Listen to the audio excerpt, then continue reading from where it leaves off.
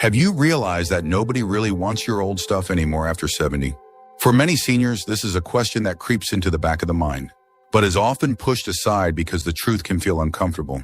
The reality is that once you pass this milestone, most people around you stop caring about the piles of possessions you've built up over the years. This might sound harsh, but facing it head-on can change how you approach your golden years. In this video, we are diving into 5 harsh truths about decluttering for seniors that no one ever talks about. These truths may sting at first, but they will help you let go of unnecessary weight, both physical and emotional. By the end, you will understand not only why your belongings lose their importance to others, but also how to embrace freedom and clarity by holding on to what truly matters.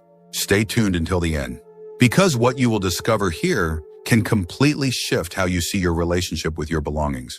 These lessons are not just about letting go of clutter. They are about reclaiming your peace of mind and creating space for the life you want to live right now. Now let us get started. Number 1, family does not want most of it.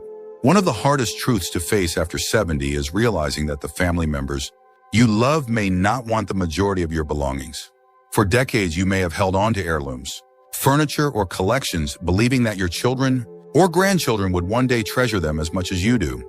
The reality, though, is that lifestyles have changed. Younger generations often live in smaller spaces, move frequently, and prefer simpler surroundings. What felt like a symbol of pride and tradition to you may feel like a burden to them. This does not mean your possessions lack meaning. It simply means the meaning is deeply personal. For instance, that heavy oak dining table you bought in your 40s might remind you of countless family gatherings, but to your children, it represents an object too large to fit into their home. Your shelves of porcelain figurines may reflect years of joyful collecting, yet to them, they may look like items that require constant dusting. The emotional weight you attach to these objects is real, but it is your story, not theirs. Psychologically, this truth ties into how identity shifts across generations. Seniors often see belongings as an extension of their legacy, while younger people, shaped by different cultural values, prioritize experiences over possessions. This generational gap creates disappointment if we expect them to see our things with the same reverence. Accepting this difference can free you from resentment and allow you to pass on only what holds universal, meaning like a photo album filled with family history rather than an entire cabinet of dishes. A useful example is Robert, a man of 78, who had saved his entire library of hardcover books for his daughter. When she admitted she preferred digital reading and could not take them, he felt crushed at first. But when he chose a single shelf of the most meaningful titles and wrote small notes inside the covers, she gladly kept them. The rest he donated to a local library, which gave him comfort knowing others would enjoy them. His story shows how value is preserved not by volume, but by intention. If you take this truth to heart, you will find a lighter way forward. Instead of assuming every item must be carried on, you can focus on carefully choosing a few treasures that tell your story. This approach allows your family to cherish your memory without being weighed down by all of your possessions. And in return, it gives you peace, knowing you are leaving them with meaning, not a burden. Number 2, most possessions lose market value. Another sobering truth about decluttering after 70 is that most of your possessions are worth far less than you think. Over the years, many seniors hold on to furniture, collections, or household goods with the belief that they might carry significant monetary value. But when it comes time to sell or pass them along, the harsh reality is that the market simply does not value them the way you do. Take furniture as an example. That heavy, solid wood bedroom set you purchased in your 50s once represented quality and status. Today, younger buyers want lightweight, modern designs that fit small apartments or minimalist homes. Antique shops are filled with similar pieces, and demand is low. What you view as a timeless investment is often seen by others as dated and impractical. The same is true for fine china, silverware, or crystal. These once treasured symbols of elegance rarely fit modern lifestyles where casual dining and convenience rule. The psychological reason behind this truth is tied to shifting cultural priorities. Seniors often attach value to durability and tradition, while younger people focus on flexibility and experience. They are less likely to spend money on objects they perceive as heavy, high maintenance, or out of style. This generational divide makes many cherished items almost unsellable. Consider the story of Linda, age 81, who spent decades collecting decorative plates. She assumed her children or even collectors would treasure them. But when she tried to sell, She found that the plates fetched only a few dollars apiece at estate sales. Instead of clinging to disappointment, she chose to gift one plate to each grandchild, with a short written memory about why it mattered to her. Suddenly, what had little monetary value became an emotional keepsake. This truth teaches us that the value of your belongings is not measured in dollars, but in meaning. When you release the expectation of profit, you free yourself from the sting of disappointment. Instead of chasing financial return, you can focus on transforming ordinary items into vessels of memory, choosing only the few that truly tell your story. If you're still watching this video and finding these insights valuable, please comment number 2 below to let me know you're here. And if you haven't subscribed yet, I recommend you subscribe and turn on the bell so you don't miss any videos. Your support helps us continue creating good content to inform and inspire you. Now let's move forward. Number 3, clutter creates stress, not comfort. One of the biggest myths seniors hold on to is the belief that keeping everything around brings comfort. At first, it may feel reassuring to sit in a room surrounded by decades of possessions, each one tied to a memory or a moment in time. But over the years, what once symbolized security can quietly transform into clutter that weighs on your mind and body.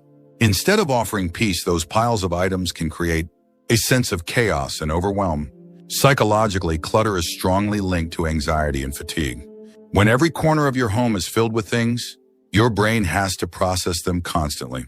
Even when you are not paying attention, your eyes take in the stacks of boxes, overflowing closets, and crowded shelves, which makes it harder to feel relaxed. This invisible pressure builds up, often leading to irritability, forgetfulness, or a restless feeling you cannot shake. At a stage in life when calm and clarity are most needed, clutter has the opposite effect. Research into aging also shows that clutter poses practical dangers. Seniors who keep too many items around are at higher risk of falls and accidents. A home filled with excess furniture or stored boxes creates narrow walkways and unexpected tripping hazards. For someone in their 70s or 80s, a single fall can cause lasting health problems. What may feel like a sentimental decision to hold on to everything can actually become a health risk over time. Take the example of Margaret, a 76-year-old who refused to part with her basement, full of holiday decorations, old furniture, and childhood keepsakes. She believed it gave her comfort to know they were there. But every time she went downstairs, she felt drained just looking at the sheer volume. When her son helped her sort through it, she realized that she had not touched most of the items in years. After donating and clearing out the space, she reported sleeping better and feeling lighter, as if a burden had been lifted off her shoulders. Clutter also complicates the emotional lives of those who love you. Family members often hesitate to visit or help because they feel overwhelmed by the sheer volume of stuff. What was meant to symbolize a life well lived can unintentionally push others away. By reducing clutter, you not only give yourself peace, but also create a welcoming environment where relationships can thrive. The truth is that comfort does not come from being surrounded by everything you have ever owned. Real comfort comes from creating a space that is safe, calm, and easy to manage. By letting go of clutter, you give yourself the gift of serenity and give your loved ones a place where they can enjoy your company without distraction. Number 4, memories live in you, not in objects. Another truth that seniors often struggle to accept is that memories do not actually live inside the things you own. They live inside you. That box of old greeting cards, the closet full of clothes from decades past, or the stacks of souvenirs from trips long ago may feel like anchors to your past. Yet those objects only serve as triggers. The real memory, the laughter, the voices, the feelings, resides in your heart and mind. Psychologically, we humans are wired to attach meaning to objects because it feels safer than trusting our own memory. Holding on to physical reminders reassures us that we will not lose the story. But with age, this attachment can become a trap. Instead of enjoying the memory, we begin to cling to the item itself, as though without it, the past would vanish. This creates unnecessary fear and makes letting go feel like erasing a part of ourselves, when in truth, nothing important is being erased. Think of Daniel, an 82-year-old who had kept every program from every concert and play he attended with his late wife. When his daughter pointed out that most of the programs were yellowed and unreadable, he resisted, afraid that tossing them meant losing those evenings together. But when he sat down to write short stories about the moments he remembered most, her smile when the curtain rose, their walks home in the snow, he realized the memories grew sharper without the clutter. He chose to keep only 3 programs that felt most meaningful, and the rest he let go. His memories remained intact, even brighter than before. This truth also applies to photographs. Seniors often keep boxes or albums full of images, believing that every snapshot must be preserved. Yet most of us do not look through those pictures regularly, and when we do, only a handful truly spark the warmest feelings. By choosing the best, scanning them, or creating a small memory book, you honor your past without drowning in paper. Stories remain because they are already written in your life, not on the back of a photograph. Letting go of objects does not erase the people, the love, or the experiences that shaped you. In fact, clearing away excess can make room for the memories to breathe more freely. When you realize that the essence of your life cannot be stored in boxes or closets, you can release the fear of losing yourself through decluttering. If you're still watching this video and finding these insights valuable, please comment number 4 below to let me know you're here. And if you haven't subscribed yet, I recommend you subscribe and turn on the bell so you don't miss any videos. Your support helps us continue creating good content to inform and inspire you. Now let's move forward. Number 5, decluttering is a gift to your loved ones. The final truth may be the most difficult to face, but also the most liberating. When you choose to declutter while you are still healthy and able, you are giving a profound gift to the people you care about most. Too often, families are left with the heavy task of sorting through decades of belongings after a parent or grandparent passes away. What should be a time of honoring memories becomes a time of exhaustion, guilt, and even conflict. When you take responsibility for decluttering, you spare your loved ones from that burden. You give them the space to grieve and celebrate your life without being weighed down by endless boxes and decisions. This is not just about kindness. It is about preserving harmony within your family and allowing your legacy to shine through people, not possessions. Psychologically, this choice reflects maturity and foresight. Many seniors fear that letting go of items will make them less relevant or less remembered. In reality, the opposite is true. By clearing away clutter, you show your loved ones that you care enough to protect them from unnecessary hardship. They will remember your thoughtfulness far more than the objects you left behind. Consider the experience of Eleanor, a 79-year-old who spent 2 years slowly decluttering her home. She donated clothing, gave away tools to neighbors, and carefully selected only a handful of keepsakes for her grandchildren. When she passed, her children discovered that the home was easy to manage. Instead of days of sorting, they spent their time sharing stories, laughing, and cooking her favorite recipes together. Eleanor's decision gave her family peace and comfort, which became her true legacy. This truth reminds us that decluttering is not an act of loss, but an act of love. It is a way of showing gratitude for the people who will carry on after you. The fewer things they have to manage, the more energy. They will have to honor your life in the ways that truly matter, through memories, traditions, and time spent together. When you look at it this way, decluttering is not only about freeing your own life from the weight of possessions.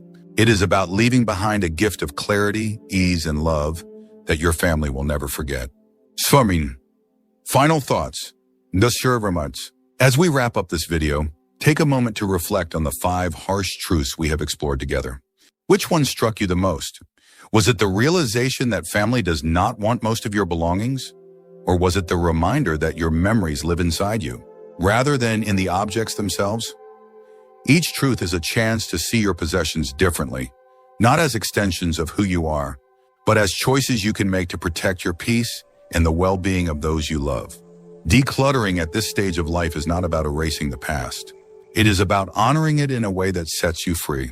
It is about creating space for calm, joy, and connection while easing the future load for your family. When you face these truths honestly, you discover a new kind of strength, the strength to let go with love. Thank you for joining us today. We'd love to hear from you. Leave a comment below and share one thing you learned today and how you plan to use it in your life. Your thoughts are important to us, so don't hesitate to share them. Reading your comments gives us great motivation and encouragement. If you enjoyed this video and found it helpful, please like, subscribe, and share. Your support helps us continue creating good content to inform and inspire you. Thanks for watching, and we look forward to seeing you in the next video.